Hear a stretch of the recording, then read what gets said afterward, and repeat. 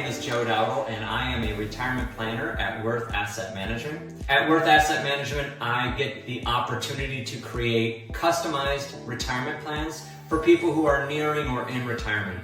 And for sure, one of the most common questions that I receive is about Social Security and when to collect. So today I wanted to talk a little bit about the ins and the outs of Social Security, hopefully give you some insight into how that benefit is calculated and when the appropriate timing for you would be. So let's first talk about the benefit amount. Your benefit amount is based upon your 35 highest years of earnings. Now, any years less than 35 that you worked will be calculated as a zero. So it will help your benefit to have no zeros in that formula. So hopefully you have 35 or a good number of years of working so that when Social Security does their formulas, you get the highest benefit amount. Now, once they calculate your average earnings over those 35 highest years, they apply a special formula to determine what is called your primary insurance amount, or sometimes that's abbreviated as your PIA. So your PIA is your benefit amount. Now, that amount will be available to you at your full retirement age, or sometimes again abbreviated as your FRA. So at your full retirement age, you're available to receive your primary insurance amount. Now, that primary insurance amount may change because the Social Security Administration does offer cost of living adjustments, sometimes abbreviated as a COLA, in years of high inflation. So we've just experienced a couple years of relatively high inflation.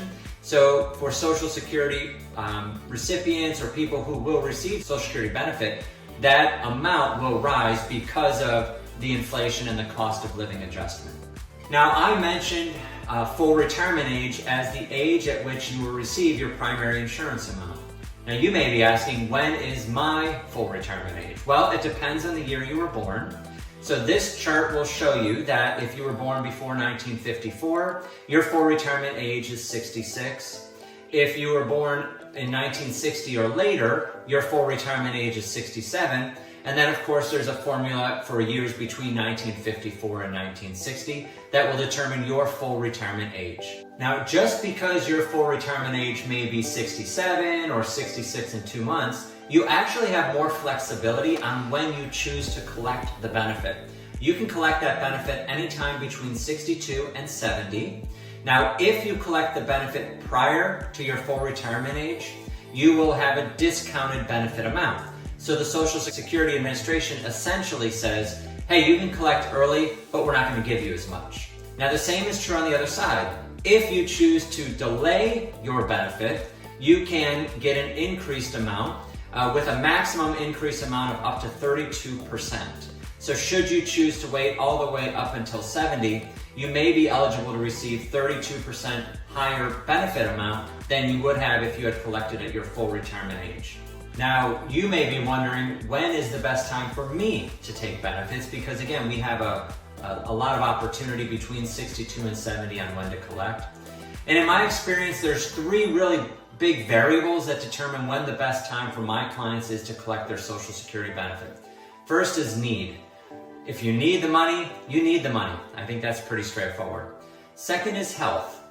If your life expectancy is longer than average, so if you think you're going to live beyond your mid-80s, you may benefit by delaying the benefit because you'll get more and you'll live long enough, hopefully, to recapture what you gave up by not collecting earlier.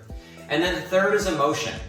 And this one you can't plug in any calculator online or you can't do a spreadsheet to figure out where you feel emotionally. But I've found that a lot of my clients have an emotion around collecting, feeling better about that, or possibly delaying getting a higher amount and feeling better about that. One thing that helps everybody is, again, knowing how much your benefit would be. Now, you can find out your benefit amount by looking at your Social Security statement, which in today's world, the Social Security Administration will mail that statement to you if you're 60 or over and 3 months prior to your birthday, assuming that you're not already collecting benefits and that you have not established an account online through the Social Security Administration. So you'll get that statement in the mail if you have no account, you're over 60, and you're not yet collecting benefits.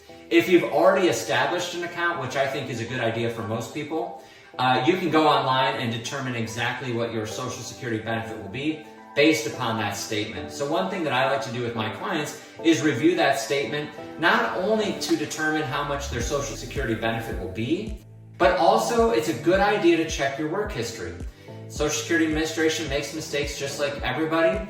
And if you find that somewhere in that history they are not correctly recording your income, your benefit amount may be reduced if they don't have the benefit or the income record correct. So definitely want to check on that. Now this chart that I'm going to show right here will show you how much your benefit amount will be based upon when you collect relative to your full retirement age and the increase in benefit based upon, again, when you collect. So there's certainly some good ideas out there on delaying, again, based upon need, health, and emotion.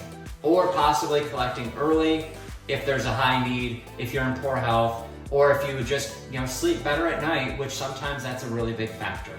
All right, now if you're not confused yet, let's talk about being married, which provides a whole different scope of when to collect your Social Security benefit. So married couples now have another choice to make. If one spouse was the primary worker and one spouse stayed home, that spouse who stayed home may have a lower benefit amount because perhaps they don't have 35 years of work, or the years that they work were a much lower income than the other spouse. So a spouse has the option of either collecting their own benefit or a spousal benefit, whichever's higher. Now the spousal benefit calculation, or the amount, will be 1/2 of the higher earning spouse's full retirement age benefit. So again, for my clients of mine that are married, we look at that variable as well to determine what's the best timing. Now, if you were married for more than 10 years, but then divorced for more than 2 years, you have another option, assuming you didn't get remarried, which is you can still collect as on your ex-spouse. So if you were married for more than 10 years, divorced for more than 2, but never remarried or single at the time you're applying, you can collect benefit based upon your ex-spouse's working record. Now, if you're married, you cannot collect on a spousal benefit unless your spouse is collecting and over 62. So they have to turn it on first before you can collect. If you're divorced, you do not have to wait for your ex-spouse to collect. You can collect as soon as you reach the appropriate age.